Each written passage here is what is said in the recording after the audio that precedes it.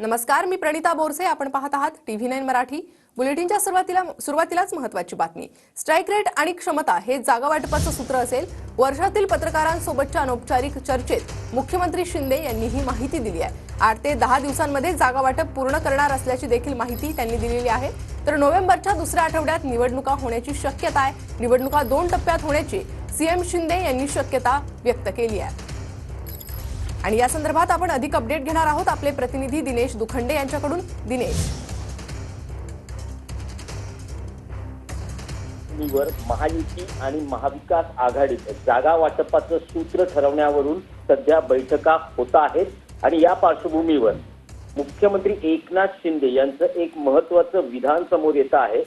वर्षा या शासकीय निवासस्थानी आयोजित पत्रकारांसोबतच्या अनौपचारिक गप्पांमध्ये मुख्यमंत्री एकनाथ शिंदे यांनी ही माहिती दिली आहे की स्ट्राइक रेट आणि क्षमता हेच जागा वाटपाचं सूत्र असेल असं मुख्यमंत्री एकनाथ शिंदे म्हणाले आहेत.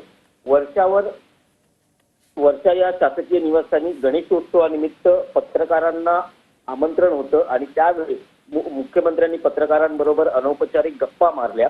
त्यावेळेस त्यांनी जागा वाटपाबाबत महायुतीत चर्चा सुरू असून येत्या 8 ते 10 दिवसात जागा वाटप पूर्ण करणार असल्याची ही माहिती दिली आहे.